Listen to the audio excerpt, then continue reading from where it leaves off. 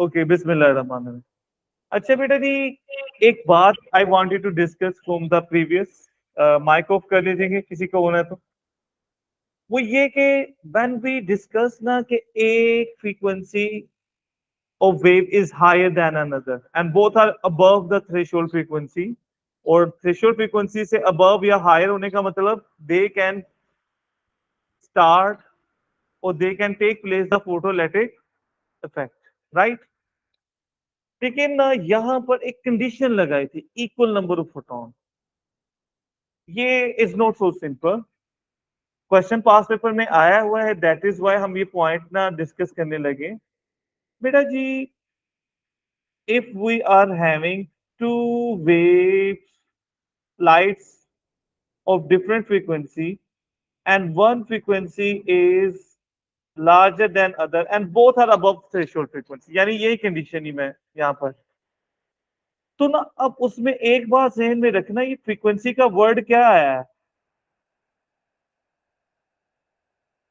मतलब जिस वेव की फ्रीक्वेंसी ज्यादा है that will emit more photons per unit time. ज्यादा फ्रीक्वेंटली वो एमिट कर रही है ना, तो बेटा इसका मतलब जब वो ज्यादा फोटॉन्स एमिट करेगी तो ऑटोमेटिकली जितने ज्यादा फोटोन है उतने ज्यादा इलेक्ट्रॉन एमिट होंगे मेटल कैथोड, ठीक है। तो पर यूनिट टाइम ज्यादा फोटॉन्स आएगा तो automatically what will be the effect कि जो नंबर ऑफ इलेक्ट्रॉन्स ना, they will be more electrons striken out, emitted, or as a result there will be a larger current emitted. Clear?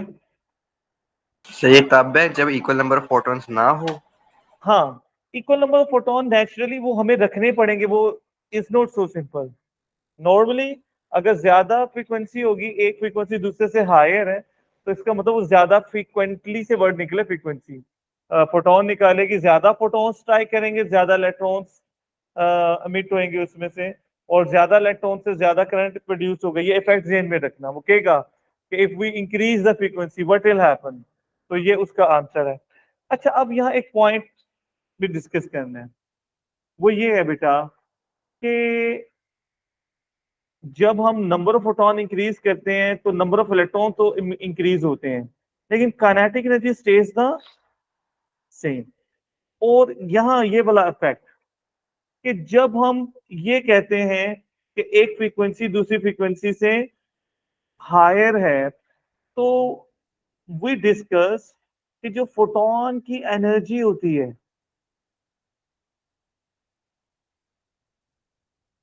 H F is equal to H F nought निकालने के लिए जो ये होता है वो energy जिसे वर्क फंक्शन कहते हैं which is required to emit electron out of the metal, plus जो बाकी की होती है वो उसको काइनेटिक एनर्जी में कन्वर्ट हो है। अच्छा, ये अब आप डिफरेंस देखें कि अगर हमने ये F node F one frequency के लिए किया है ये वाली, तो सेम अगर हम यही इक्वेशन एफ टू के लिए बनाए which is higher for the same metal, एक मेटल के लिए F nought H F nought की वैल्यू विल रिमेन। बेटा ये मेटल टू मेटल वेरी करते हैं, अगर सेम मेटल के लिए करें तो ये सेम है। हायर फ्रीक्वेंसी पे जो काइनेटिक एनर्जी हो जाएगी वो क्या हो जाएगी, क्योंकि ये एनर्जी तो फिक्स है ना to strike the electron out of, तो इसका मतलब जो उसमें ज्यादा एक्स्ट्रा एनर्जी है वो किधर चली जाएगी। तो व्हाट विल हैपन बेटा कि ये जो काइनेटिक एनर्जी यहां आएगी ना will be higher as compare to this one. तो फ्रीक्वेंसी का इफेक्ट ये भी होगा जो यहाँ मेंशन्ड है, the kinetic energy of the particle will be, electrons will be higher for higher frequency, right? Clear? अच्छा बेटा जी, this was what I wanted to discuss from the photoelectric effect. Now हम photoelectric effect में क्या discuss कर रहे थे, हम ये डिस्कस कर रहे थे कि बेटा फोटोन यानी लाइट वेव होती जिसको हम एज वेव लेते थे, वो here is behaving like a particle. लेकिन ये एक साइड नहीं है कि सिर्फ बेस पार्टिकल की तरह बिहेव करती हैं, पार्टिकल्स भी वेव की तरह। जैसे आप अगर क्रिकेट को देखते हो तो आपने किसी बॉलर की स्विंग देखी है? वो कब होती है? जब बॉल उसके हाथ से, भाई हाथ से निकलने के बाद क्या कंट्रोल होता है मुझे बताएं। और आप क्योंकि क्रिकेट पता नहीं आप में से किसी ने खेली है कि नहीं, एक नेचुरल स्विंग होती है, बिल्कुल बॉल नहीं है, का वेट नहीं होता है। एक तो ना बॉल को ये घिस कर वो एक तरफ वेट कम कर देते, एक तरफ वो रिवर्स स्विंग होती है, वो नहीं, नेचुरल स्विंग मेरी इन स्विंग थी जैसे एज बॉलर। तो यार हाथ से निकलने के बाद आपका क्या कंट्रोल, आगे जाके ये कैसे इस तरह हो जाती है। चले ये तो कॉमन लाइफ की एग्जांपल्स में है। अगर आपने कभी टेनिस खेली है या टेनिस बॉल से क्रिकेट खेली है विदाउट टेप, तो वो हिलती हुई आती, बेबी बिहेवियर होता है। चलें उसको छोड़ देते हैं। आप अब जरा टेक्निकल बात करते हैं। वो ये होता है बेटा, हमने एक्सरे से जैसे बोन्स चेक करते हैं, तो एक्सरे से ना हम क्रिस्टल्स को भी ऑब्जर्व करते हैं। जब एक्सरे को क्रिस्टल्स में से पास करते हैं तो डायफ्रैक्शन होती है। अच्छा, डायफ्रैक्शन के लिए जरूरी है कि जो वेवलेंथ है ना वेव का उतना ही स्लिट गैप हो। तो एक्सरे का वेवलेंथ बहुत स्मॉल होता है, 10⁻10 मीटर, ये अप्रोक्सीमेट है, ये बहुत छोटा है। इतना ही एक एटम का डायमीटर है जिसको अभी तक हम देख नहीं सके। हम एक एटम का डायमीटर शक्ल नहीं देख सके अभी तक, जितना भी एडवांस हो गए। तो एक क्रिस्टल में एक एटम से दूसरे एटम में जो गैप होता है वो तकरीबन इतना ही होता है। तो जितना वेवलेंथ हो उतना ही गैप होना, तो वो जो डायफ्रैक्शन होता है वो बड़ी प्रोमिनेंट होती है। तो बेटा एक्सरेज को ना अगर हम क्रिस्टल्स में से पास करें तो उनका ना एक डायफ्रैक्शन पैटर्न बनता है, रिंग से बनते हैं। और वो जो डायफ्रैक्शन पैटर्न है ना, जैसे दुनिया में किसी का फिंगरप्रिंट किसी और से नहीं मैच करता, तो एक टाइप के क्रिस्टल का डायफ्रैक्शन पैटर्न फिक्स्ड है, वो दूसरों से मैच नहीं करता, अपना होता है। वो उसकी आइडेंटिफिकेशन बन जाता है, पहचान। लेकिन एक बड़ी अजीब बात है, अगर हम एक्सरे की जगह बीम ऑफ इलेक्ट्रॉन, इलेक्ट्रॉन की एक बीम उसी क्रिस्टल में से पास करें तो सेम डायफ्रैक्शन पैटर्न बनता है। अब डायफ्रैक्शन तो वेव का प्रोसेस है, तो एक्सरे तो वेव्स हैं, वो तो डायफ्रैक्ट होते हैं। तो बी इलेक्ट्रॉन तो नहीं ना वेव्स, वो तो पार्टिकल्स हैं। और डायफ्रैक्शन तो वेव बिहेवियर है।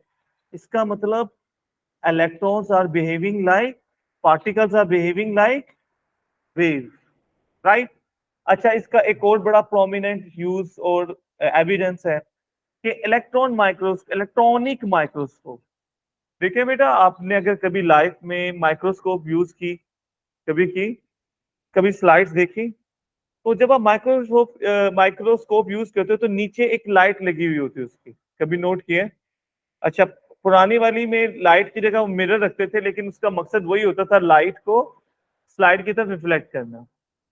तो नीचे लाइट लगी होती है, तो उस लाइट से विदाउट हम देखें तो नजर नहीं आता, हमें लाइट रिक्वायर्ड है। तो नॉर्मल माइक्रोस्कोप में हम beam of ray of light required है। लेकिन जो इलेक्ट्रॉनिक माइक्रोस्कोप है ना, one of the most powerful जो माइक्रोस्कोप है, ये हमारे स्कूल्स में नहीं होती।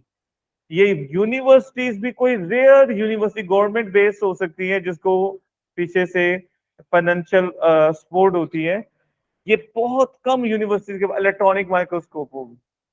इस इलेक्ट्रॉनिक माइक्रोस्कोप में हम बीम ऑफ लाइट की जगह पे किसे यूज करते हैं?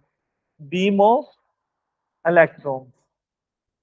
यानी लाइट वेव है ना, तो हम उसकी बीम की जगह बीम ऑफ इलेक्ट्रॉन, इलेक्ट्रॉन क्या है? पार्टिकल्स। तो बेटा what we are talking about कि से ये डिस्कस कर रहे हैं कि wave are behaving like particle, but it is the two way traffic. सिर्फ वेव पार्टिकल की तरह बिहेव नहीं करती, पार्टिकल्स भी वेव की तरह बिहेव करते हैं। This is called wave particle duality. और जो मेन हमारा इसका कंसर्न या डिस्कशन है वो है डी ब्रोगली हाइपोथेसिस। बेटा ये डी ब्रोगली की थ्योरी कह लें आप कि according this is the name of a scientist. De Broglie ने क्या बताया कि जब इलेक्ट्रॉन ऑर्बिट में मूव हो रहे होते हैं तो हम समझते हैं दे आर सिंपली रोटेटिंग, लेकिन according to de Broglie they are moving in the on the orbit inside the orbit in the forms of wavelengths। तो वेवलेंथ किसके होते हैं? वो तो एक वेव के होते हैं, और ये वेवलेंथ कौन ड्रॉ कर रहे हैं? इलेक्ट्रॉन। यानी in other word he wanted to say कि इलेक्ट्रॉन की वेवलेंथ होती है। तो वेवलेंथ तो वेव्स लेंथ है ना एक वेव की, तो इलेक्ट्रॉन तो पार्टिकल है। तो बेटा अब उसने एक फॉर्मूला ड्राइव किया। वो कैसे? कि भाई कोई भी मटेरियल है उसके अंदर एनर्जी होती है। कॉमन है कि मैस में भी एनर्जी है और वेव में ट्रांसफर ऑफ एनर्जी है, तो उनको हम यहाँ से कॉमन ड्राइव कर रहे हैं। एक मैस है, मटेरियल है, उसके अंदर जो एनर्जी है उसका फॉर्मूला क्या होता है? E is equal to mc²। और एक वेव में एनर्जी का फॉर्मूला क्या होता है? hf और ac ओवर लैम्डा। अच्छा, इन दोनों फॉर्मूला को इक्वेट कर देते हैं कि अगर हमने अभी क्या डिस्कस किया कि पार्टिकल वेव की तरह बिहेव कर रहा है और वेव पार्टिकल की तरह, इसका मतलब एक पार्टिकल जब वेव की तरह बिहेव करेगा तो उस पे वेव की एनर्जी का फॉर्मूला लगा सकते हैं। तो उसकी एनर्जी की जगह हमने ये रख दिया AC ओवर लैम्डा। अच्छा, यहाँ C से कैंसिल हो जाएगा तो फॉर्मूला आ जाएगा MC over H over lambda. अच्छा, M क्या है? मैस तो पार्टिकल का होता है ना। C speed of light. तो मैस इंटू स्पीड या मैस इंटू वेलोसिटी को क्या कहते हैं हम? मोमेंटम। तो बेटा ये एक फॉर्मूला बन जाता है। पी किसे कहते हैं? मोमेंटम को। P is equal to H over lambda. तो बेटा वेवलेंथ एक वेव का होता है और मोमेंटम एम मैस का होता है, एम इंटू वी पार्टिकल का। और ये formula is very important, note it down. ये फॉर्मूला क्या बताता है कि एक मटेरियल पार्टिकल का, एक मैटर का वेवलेंथ भी होता है, राइट? और इन अदर वर्ड एक वेव की जो वेवलेंथ होती है, वेव की होती है, तो एक वेव का मोमेंटम भी होता है। मोमेंटम हालांकि पार्टिकल का होता है। तो दिस फॉर्मूला रिलेट्स कि पार्टिकल और वेव दोनों का बिहेवियर इस इक्वेशन में कंबाइन हो जाता है। क्या ये बता रहा है फॉर्मूला? कि जो एक पार्टिकल ऑब्जेक्ट का मोमेंटम होता है तो उस पार्टिकल का वेवलेंथ भी होता है, जो कि वेव का बिहेवियर है। और जो वेवलेंथ है, किसी वेव की वेवलेंथ है, तो उस वेवलेंथ का उस वेव का एक मोमेंटम भी है। यानी particle has a wave nature and a wave has a particle nature. So this is called wave particle duality.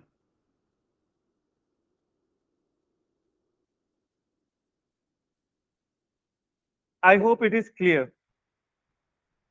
अच्छा बेटा जी, बहुत एटॉमिक मॉडल, वैसे बहुत डिटेल में हम डिस्कस नहीं करेंगे बेटा जी। ये बहुत एटॉमिक मॉडल इसके इलेक्ट्रॉन जो सा होता है वो न्यूक्लियस के गिर्द कुछ ऑर्बिट्स में घूम रहा होता है। इसमें खास बात है, इसको पूरा नहीं हम डिटेल लिए, बहुत एटॉमिक मॉडल डिटेल में ज्यादा होता है, हम बस उतना डिस्कस कर रहे हैं जो हमें सिलेबस में रिक्वायर्ड। वो ये है कि जब एक इलेक्ट्रॉन मूव हो रहा होता है एक ऑर्बिट में, उसे कहते हैं ये इसके अपने बेस अपने ग्राउंड स्टेट पर है। ग्राउंड स्टेट होता है जब वो अपने ओरिजिनल ऑर्बिट में होता है। तो एक इलेक्ट्रॉन जब अपने ओरिजिनल ऑर्बिट में होता है, रोटेट कर रहा होता है न्यूक्लियस के गिर्द, तो वो ना एनर्जी एब्जॉर्ब कर रहा होता है ना एनर्जी। देखो ये हम पढ़ रहे हैं मॉडर्न फिजिक्स, ये क्वांटम मैकेनिक्स। हमने शुरू से लाइट के बारे में वो पढ़ा जो पहले हम कुछ और सोचते थे। इसमें हमें एक नया, ये जो क्वांटम मैकेनिक्स है ना, it is about modern physics. यानी बेटा ये फिजिक्स का वो एस्पेक्ट जिसमें हम डिस्कस करते हैं जिसको हमारा पुराना नॉलेज नॉलेज जो न्यूटन के लॉज की बेस पे था, मोशन लॉज, जो प्रीवियस नॉलेज था उनको वो एक्सप्लेन।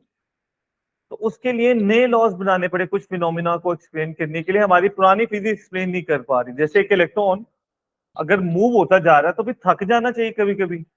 थक कर तो वो नेगेटिव है, उससे इलेक्ट्रॉन नेगेटिव को प्रोटॉन के अंदर जंप मार देनी चाहिए, मतलब कोलाइड स्ट्राइक हो जाना चाहिए अंदर, लेकिन नहीं होता।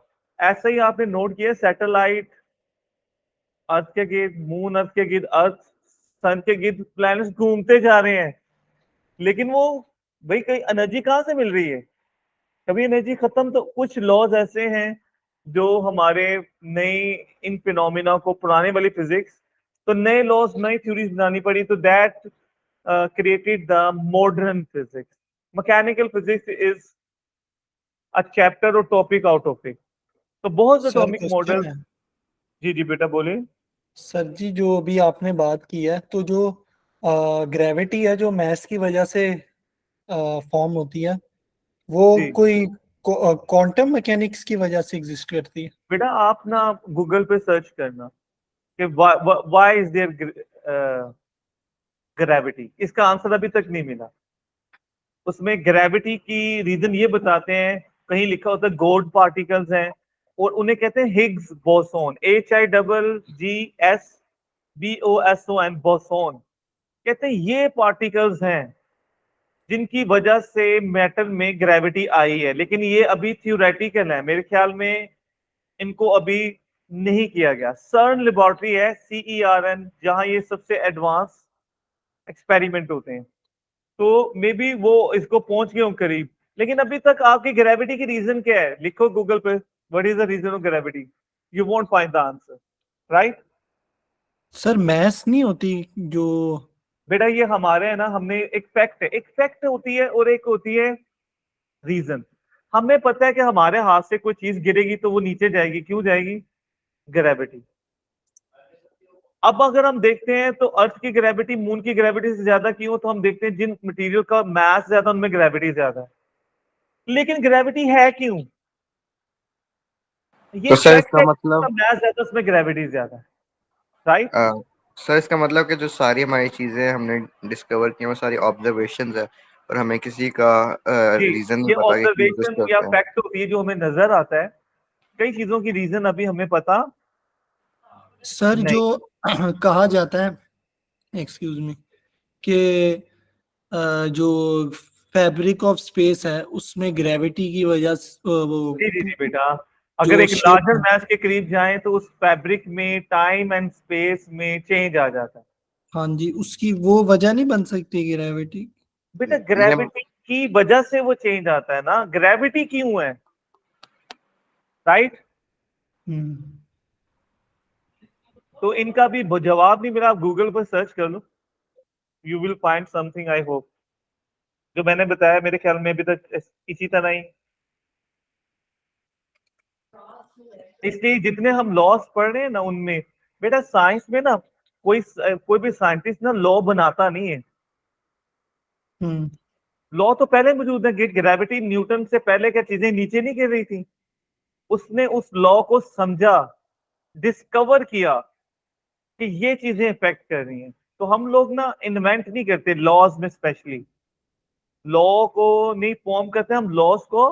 नेचर में तो लॉज हैं, बस जो साइंटिस्ट समझ जाता है वो डिस्कवर कर लेता है, अच्छा ये रीजन, तो हम डिस्कवर ही करते हैं, इन्वेंट नहीं करते।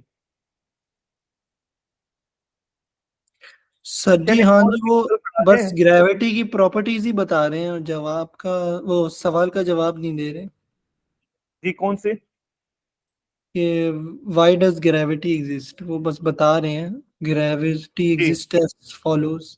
जी जी बेटा, आप सर्च कर लो ना गूगल पर। हाँ जी क्या सर, जवाब है? कोई तो मेरे ऐसा जवाब नहीं आ रहा है सर, यही वो तो मैं बस। तुम्हें बता रहा हूँ आप लोगों को भी, क्योंकि मुझे भी ऐसे शौक होता है कि मैं ना सिर्फ पढ़ाता ही नहीं हूँ, मुझे पढ़ने का भी शौक है कि मैं चीज खुद भी सर्च करूँ। चलें, बहरहाल अब इस टॉपिक पे आ जाएगा प्लीज, आप थोड़ा सा हम पढ़ लें बस। अच्छा, बोहर एटॉमिक मॉडल कहता है कि जब तक एक इलेक्ट्रॉन अपने ग्राउंड स्टेट, अपने असल ओरिजिनल जो ऑर्बिटर से ग्राउंड स्टेट कहते हैं, वो ऑर्बिट करेगा, तो ना वो एनर्जी रिलीज करता है ना अब्सॉर्ब करता है, ना उसे एनर्जी देनी पड़ती है ना लेनी पड़ती कहीं से। हाँ, अगर हमने उसको उस ऑर्बिट से किसी हायर बड़े ऑर्बिट में ज्यादा मूव करना ज्यादा एनर्जी रिक्वायर्ड है उसमें, तो उसके लिए उसको हमें एनर्जी देनी पड़ेगी, यानी वो इलेक्ट्रॉन एनर्जी एब्जॉर्ब करेगा to move to a higher orbit, right. अब वो एनर्जी कैसे एब्जॉर्ब करेगा? वो हीट से की फॉर्म में भी कर सकता है, या लाइट की फॉर्म में भी हम लाइट से एनर्जी दें उसको, या एक पार्टिकल उसको टकराकर अपनी काइनेटिक एनर्जी ट्रांसफर कर दे जिससे उसे एनर्जी मिल जाए और ऊपर चला जाए। वो इनमें से किसी फॉर्म में भी एनर्जी एब्जॉर्ब करेगा। लेकिन जब वो ऊपर से नीचे आएगा, तो ऊपर वाला, जो ऊपर से मुराद मेरा मतलब है एक हायर ऑर्बिट है, उसमें एनर्जी ज्यादा रिक्वायर्ड है। जब उसने छोटे ऑर्बिट में आना है तो उसकी एनर्जी क्या होनी है, वहां पर कम रिक्वायर्ड है। बेटा हर ऑर्बिट में जितनी एनर्जी ज्यादा होती जाएगी वो ऊपर समझा जाता है, कम एनर्जी तो नीचे आता जाएगा। तो ऊपर से नीचे आने के लिए एनर्जी कम करनी है तो उसे एनर्जी रिलीज करनी पड़े, वरना वो फिट ही नहीं हो सकेगा, राइट।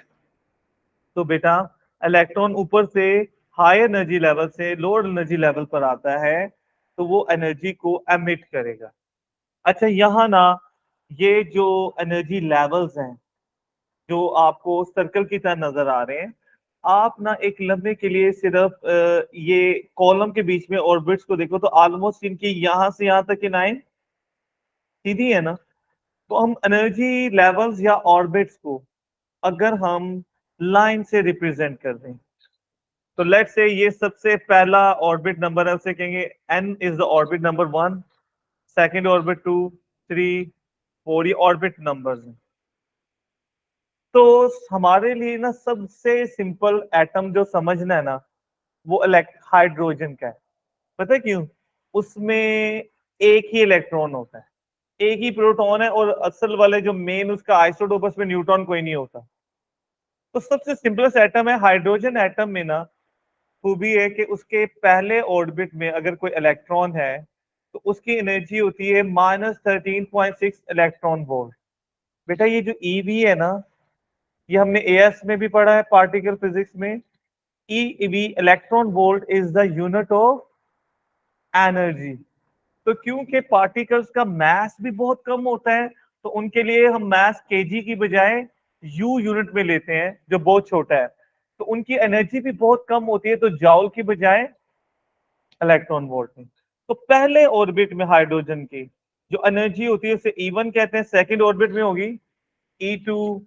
अच्छा ये नंबर याद नहीं रखना आपने, जस्ट फॉर एग्जांपल है कि, और ये फैक्ट है वैसे, कि पहले ऑर्बिट में इलेक्ट्रॉन को एनर्जी 13.6। डिराइव्ड यूनिट है कि कोई कांस्टेंट है? बेटा जी ये सेम बेस यूनिट तो 7 है ना हमारे पास, केजी मीटर। तो joule is it self a derived unit, और इलेक्ट्रॉन वोल्ट भी है। ये हमने ना कल परसों की है पार्टिकल फिजिक्स में, और ये इलेक्ट्रॉन वोल्ट आपको दोबारा न्यूक्लियर फिजिक्स में भी आएगा मे बी, राइट। और ये कहाँ से है formula? This formula has come कि हमारे पास वोल्टेज का फॉर्मूला होता है पोटेंशियल डिफरेंस का वर्क ओवर चार्ज। अच्छा अगर इलेक्ट्रॉन है ना, तो चार्ज को हम उसको ई से रिप्रेजेंट कर देते हैं। अब ये ई डिवाइड होकर इधर मल्टीप्लाई हो जाएगा ना, तो दिस टेल्स कि E into V is equal to work. Work is joule, energy भी जाउल में होती है। तो बेटा ये electron volt is mathematically theoretically equal to work और एनर्जी, राइट। अब मैं क्योंकि डिटेल में एएस में हमने कर लिया है और मेरे ख्याल में न्यूक्लियर फिजिक्स में भी दोबारा करें, अगर नहीं समझ आएगी ना बेटा वी विल डिस्कस, राइट। तो बस ये बात कंप्लीट करें कि पहले ऑर्बिट में जो एनर्जी रिक्वायर्ड होती है वो E1, सेकेंड ऑर्बिट में E2, हर ऑर्बिट की जो अपनी एनर्जी। लेकिन इनमें एक बात नोट करनी है, ये एनर्जी इज इन नेगेटिव। पता क्यों? क्योंकि जहां भी हमने ग्रेविटेशन में पूछा है, पढ़ा भी है, ये जहां भी अट्रैक्टिव फोर्स होती है तो एनर्जी जो सी होती है वो नेगेटिव में, पोटेंशियल ग्रेविटेशन पोटेंशियल भी नेगेटिव में होता है, यू रिमेंबर। तो क्योंकि इलेक्ट्रॉन को न्यूक्लियस से अट्रैक्ट ही करके रखना है ना, तो इसलिए नेगेटिव में। तो अब ना पहले ऑर्बिट की और सेकंड ऑर्बिट की एनर्जी में ना एक रिलेशन है। वो क्या? कि जो सेकंड ऑर्बिट होगा ना उसकी एनर्जी पहली ऑर्बिट की एनर्जी को 2 के स्क्वायर, यानी जो उसका ऑर्बिट नंबर उसके स्क्वायर से डिवाइड कर दो, यानी जितने बाकी ऑर्बिट्स की एनर्जी है ना वो सब इस पहले ऑर्बिट की एनर्जी पर डिपेंड कर रही है। इस तरह E3 होगा वो E1 ओवर 3 का स्क्वायर, फोर्थ ऑर्बिट होगा E1 ओवर 4 का स्क्वायर, यानी एक फॉर्मूला हमारे पास बन जाता है ये, यानी जिस ऑर्बिट की एनर्जी चाहिए E1 ओवर m स्क्वायर। अच्छा यहाँ ना एक अजीब बात पता चलती है, वो ये कि जितना ऑर्बिट बड़ा हो रहा है n की वैल्यू ज्यादा और डिवाइड करने से आंसर तो कम होता है। हम तो कह रहे हैं कि जो ऊपर जाता है तो एनर्जी ज्यादा हो रही है, एक्चुअली नेगेटिव वैल्यू जितनी कम होती है, जैसे -2 -4 से ज्यादा बड़ा है मैथमेटिकली, तो ये वैल्यू इंक्रीज ही कर रही है। क्लियर? तो अभी हमने ये डिस्कस किया कि जब भी इलेक्ट्रॉन को एनर्जी मिलेगी तो वो अपने से हायर लेवल पे जा रहेगा, ऊपर 1 से 2 पे, 2 से 1 से 3 पे भी जा सकता है, 1 से 4 पे भी, ठीक है, 2 पर है तो वहां से 3 पर भी, 4 पे भी जा सकता है। और अगर वो ऊपर से नीचे आएगा, हायर एनर्जी लेवल से नीचे, तो वो एनर्जी क्या करेगा? रिलीज करेगा। रिलीज हमेशा लाइट की शक्ल में करेगा, ये बात बहुत इंपॉर्टेंट है। वो क्या कि ऊपर जाएगा तो एब्जॉर्ब वो चाहे हीट की फॉर्म में करे, लाइट और काइनेटिक एनर्जी किसी भी फॉर्म में फोटोन की शक्ल में एब्जॉर्ब करेगा। लेकिन जब वो एमिट करता है तो हमेशा लाइट, और लाइट की एनर्जी कितनी होती है? फोटोन। फोटोन एनर्जी का फॉर्मूला HF या AC ओवर लैम्डा, तो वो जो एनर्जी रिलीज करेगा ना उसका फॉर्मूला HF होगा। अब वो जो HF होगा ना वो इक्वल पता किसके होगा? वो हमेशा इक्वल होगा उन हायर एनर्जी लेवल से जिस लो एनर्जी में है, उन दोनों की एनर्जी का डिफरेंस। मींस अगर वो सेकंड से फर्स्ट ऑर्बिट में आया तो तब जो फोटोन वो रिप्रेजेंट करेगा वो होगा is equal to HF is equal to photon energy जो वो रिलीज करेगा इक्वल होगी E2 माइनस, इस तरह वो थर्ड से फर्स्ट में आया है तो थर्ड वाले की energy E3 minus E1, fourth से फर्स्ट में आया तो E4 माइनस E। अच्छा अगर वो थर्ड फोर्थ वाले से 2 वाले में आया तो तब वो HF किसके इक्वल होगा? E4 minus E2। अच्छा ये डिफरेंट एनर्जीज की मतलब HF का आंसर डिफरेंट आएगा, H तो कांस्टेंट है, इसका मतलब F डिफरेंट होता जाएगा। और डिफरेंट फ्रीक्वेंसी से क्या होता है? वेव का कलर, वेव की नेचर चेंज हो जाती, राइट? बेटा वी विल इंशाल्लाह discuss from here next time, हमारी क्लास विल बी ऑन